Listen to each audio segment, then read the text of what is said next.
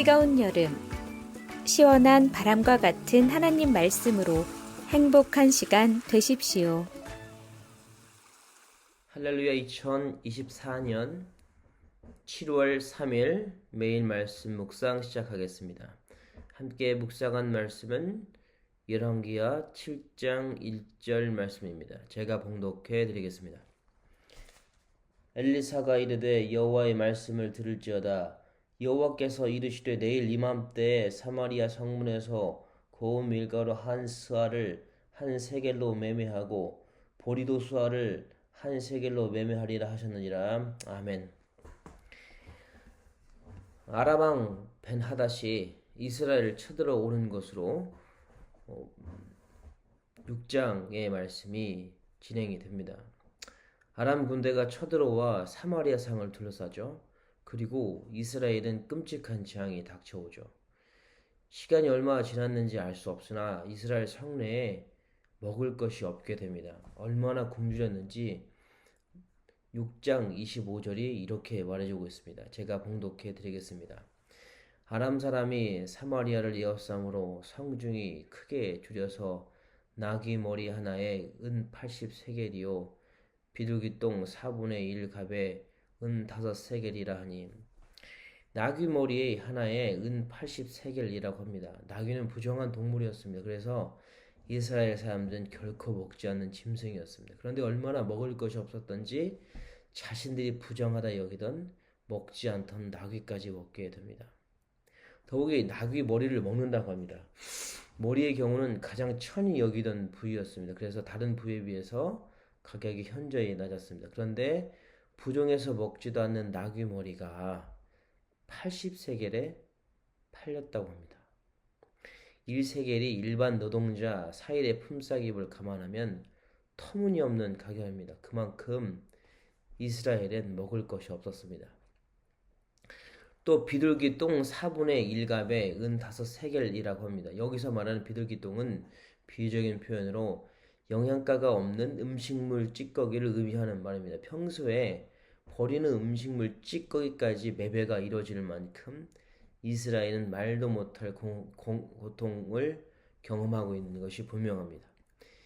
이스라엘 역사가 요세푸스에 따르면 아람 왕 베나닷이 이스라엘을 쳐들어왔을 때 동물과 사람의 배설물까지도 먹었다고 기록합니다. 얼마나 굶주렸는지 엿볼 수 있을 것 같습니다. 그런데 굶주림과 절망은 여기서 그치지 않습니다. 28절을 제가 봉독해 드리겠습니다. 또 이르되 무슨 일이냐 하니 여인이 대답하되 이언이 내게 이르기를 내 아들을 내놓아라. 우리가 오늘 먹고 내일은 내 아들을 먹자 하며 우리가 드디어 내 아들을 삶아 먹었더니 이튿날에 내가 그 여인에게 이르되 내 아들을 내놓아라. 우리가 먹으리라나 그가 그의 아들을 숨겼나이다 하는지라. 이스라엘 왕과 여인 사이의 대화였습니다. 이스라엘은 자식까지 잡아먹을 만큼 고통과 절망의 시간을 보내고 있습니다. 말로는 표현할 수 없는 고통이죠. 아니, 이런 고통과 절망은 있어서는 안 됩니다. 그런데 문득 이런 질문을 하게 되더라고요. 만약 우리가 이런 고통과 절망을 경험하고 있다면, 저는 오늘 본문을 통해서 우리 인생 가운데 경험하는 고통에 대해서 잠시 생각해 보았으면 합니다. 더 정확히 말하자면 고통을 경험할 때 우리가 이해하는 하나님에 대해서 잠시 생각해 보기를 바랍니다. 여러분들은 살아오시면서 가장 끔찍한 경험, 말로는 표현할 수 없을 만큼 가슴이 메어지고 숨이 막힐 것 같은 그런 경험을 해보신 적 있습니까? 아니, 그 정도의 고통은 아니더라도 적어도 눈물을 흘릴 만큼의 고통과 절망을 경험한 적은 있으실 것입니다. 그리고 그 가운데서 우리는 우리의 고통과 절망을 나름대로 해석하고 하나님을 이해하려고 노력해 왔을 것입니다. 어떤 사람들은 고통이 하나님의 진노라고 합니다. 인과응보를 하시는 하나님께서 우리가 회개할 것이 있기에 고통을 주셔서 회개하려 하신다고 말합니다. 그렇게 지금 당장 회개를 해야 한다고 합니다. 일견 맞는 말입니다. 왜냐하면 우리는 완전할 수도 없고 부지불식간에 짓는 죄로 인해서 하나님께 범죄할 수 있기 때문에 그렇습니다. 그런데 만약 이런 고통이, 특별히 오늘 본문에 나올 정도의 고통이, 절망이 우리가 생각하기에 죄 없는 사람들에게 임했다면 같은 잣대를 대야 하는지를 묻게 됩니다. 우리가 생각하기에 아무리 짜내어도 특별히 잘못한 것이 없는데 자식을 잡아먹어야 할 만큼의 굶주림과 고통을 현실에서 경험하고 있다면 이 고통을 어떻게 해석해야 되는지, 그래서 이 순간 하나님께 혼나지 않으려고 노력하며 살아야 할까요?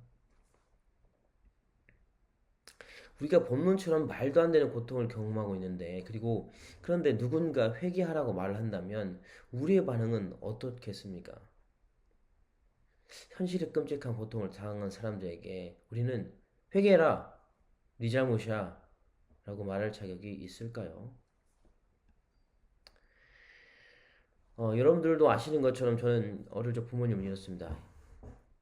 13살 때 아버지가 돌아가셨고 상주가 되어서 사흘장을 치렀습니다. 상복을 입고 사흘 밤낮 빈소를 지켰고, 빈소에서 사람들이 방문할 때면 곡소리를 했습니다. 아이고 아이고 하며 그렇게 사흘 밤낮을 보냈습니다. 많은 사람들이 오셔서 저를 위로해 주셨습니다.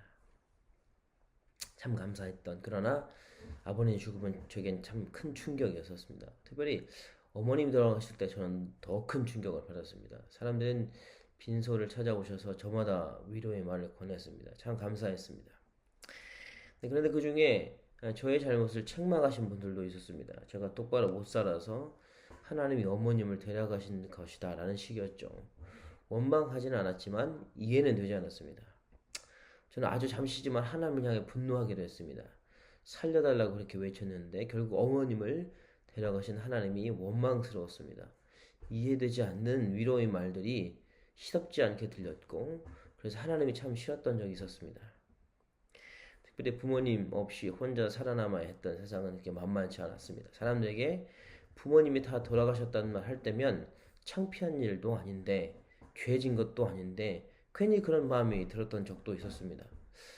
어떤 분의 말씀처럼 어머님께서 돌아가신 이유가 저 때문이라는 말이, 그런 생각에 죄책감에 시달린 적도 있었습니다. 아주 심하게.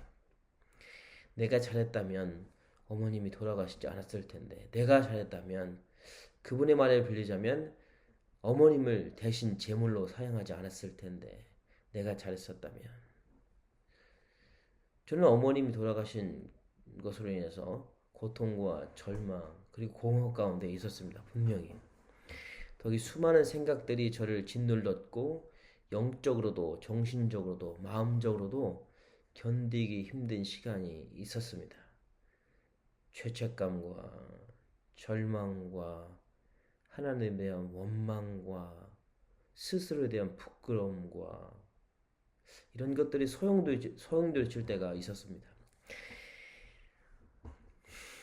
항상 외롭다고 생각했고 혼자라고 생각을 하기도 했었죠. 그런데 시간을 돌이켜보니까 하나님은 이런 저와 여전히 함께 계셨더라고요. 고통은 제게는 말로는 표현하기 힘든 어려운 시간을 준 것이 맞습니다. 그런데 동시에 고통과 절망의 시간들은 제가 말로만 알던, 책으로만 보았던, 성경책을 통해서만 보았던 하나님을 보게 해줬습니다.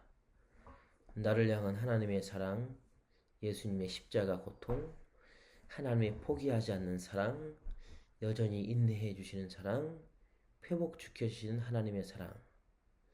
말로만 듣고 설교를 통해 듣고 그리고 책을 통해 보았던, 누군가를 통해 들었던 간접적인 하나님을 저는 이 고통의 시간에서 직접 보고 경험한 것 같습니다. 그렇기 때문에 고통의 시간은 저에게는 비로소 하나님을 보는 시간이라고 말할 수도 있을 것 같습니다. 욥기 42장 5절을 제가 봉독해 드리겠습니다. 내가 죽게 대하여 귀로 듣기만 하였사오나 이제는 눈으로 주를 배움나이다. 욥은 자신이 가진 모든 것을 다 잃었던 사람입니다. 자신의 자녀들까지도 영문 없이 한순간에 다 잃었던 사람입니다. 친구들이 욥을 찾아와 위로를 했습니다. 그러나 욥에게 들리는 것은 결국 비난이었습니다. 그리고 정죄였습니다. 욥의 죄 때문에 그렇다라고 친구들은 위로를 가장한 정죄와 절망을, 고통을 더 안겨준 것이죠. 그러나 이 과정을 통해서 욥은 많은 것들을 경험하고 알았습니다. 그래서 욥은 자신이 경험한 고통과 절망에 대한 답으로 욥기 42장 5절을 하나님께 고백하는 것입니다. 내가 주께 대하여 귀로 듣기만 하였사오니 이제는 눈으로 주를 배움나이다. 이제는 눈으로 주를 배움나이다 라는 욥의 고백이 오늘 우리 삶의 메아리가 되기를 기대합니다. 우리 삶의 어려움이 너무 커서 숨조차 쉬기 힘든 현실이지만 그러나 이 어려움을 통해 우리가 듣기만 했던 하나님을 이제 경험합니다. 감사합니다. 아무리 기도해도 응답이 안 되어 다 포기하고 싶은 상황이지만 그러나 이 응답이 더듬을 통해 오히려 하나님의 뜻을 보게 됩니다. 감사합니다. 미래의 불안함으로 하루하루를 사는 게 텁텁한 시간이지만 그러나 불안함으로 인해 오히려 주를 붙들게 해주시니 그래서 주를 더욱 바라보게 해주시니 감사합니다. 우리 자신의 부족함과 연약함으로 넘어지고 또 넘어지는 인생이지만 그래서 고통스럽지만 이 고통 가운데서도 여전히 우리를 안아주시고 세워주시는 하나님을 저는 이제 보게 됩니다. 감사합니다. 남에게 말 못할 고통과 절망이 있지만 그래 순간순간 눈물이 눈에 차오르는 눈물을 삼키지만 우리 고통 속에 들어와 계시고 결국 은혜 가운데 회복을 주실 내 아버지 하나님을 우리가 믿음의 눈을 들어 보게 됩니다. 이제 주를 보게 됩니다. 감사합니다. 수많은 실패와 포기로 이제 더 이상 도전을 엄두도 못 내는 고통에 신음하는 우리지만 이 패배를 승리로 바꿔주시는 주님을 저는 비로소 보게 됩니다. 감사합니다. 이렇게 감사하는 우리가 고통 가운데서도 주님을 바라봄으로 인해서 감사하는 우리가 되기를 기도합니다.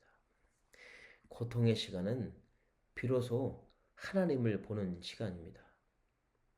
오늘 하루도 어떤 상황 가운데서도 믿음의 눈을 들어 여전히 우리와 함께 하시는 하나님을 바라보시길, 그러므로 어떤 상황에서도 회복에 대한 약속과 소망을 잃지 않는 세상에서 가장 복된 여러분이 되시기를 주님의 이름으로 축복합니다. 기도하시겠습니다. 하나님 아버지, 아람왕 벤하닷이 이스라엘을 쳐들어와 이스라엘은 끔찍한 고통 가운데 있습니다. 하나님, 이 고통 가운데서도 그러나 하나님은 함께 계셨고 그리고 결국 회복으로 말씀해 주십니다. 엘리사가 이르되 여호와의 말씀을 들을지어다. 여호와께서 이르시되 내일 이맘때에 사마리아 성문에서 고운 밀가루 한 스아를 한 세겔로 매매하고 보리 두 스아를 한 세겔로 매매하리라 하셨느니라. 아멘. 하나님, 우리는 고통을 고통이라 생각하며 좌절하지만 그러나 이 고통 가운데서 하나님 우리와 함께 하시며 함께 아파하시며 그리고 회복을 약속하시는 하나님이심을 우리가 믿습니다. 그렇기에 믿음의 눈을 들어 하나님을 보길 원합니다. 고통의 시간은 비로소 하나님을 보는 시간임을 우리가 믿습니다. 하나님, 더욱 하나님을 바라보게 해 주십시오. 하나님만 바라보게 해 주십시오. 감사합니다. 예수님의 이름으로 기도했습니다. 아멘. 할렐루야, 수요일 기도 제목을 놓고 함께 기도하기를 원합니다. 먼저는 구역장님들을 위해서 기도하기를 원합니다. 구역 가정을 잘 돌볼 수 있도록 섬김을 통해 은혜와 복을 받도록, 그리고 선교사님을 위해 기도하기를 원합니다. 윤성철 네팔 선교사님, 하상욱 터키 선교사님, 문일배 일본 선교사님, 윤혜경 페루 선교사님, 선교사님을 위해서 함께 기도하길 원합니다. 기도하시겠습니다.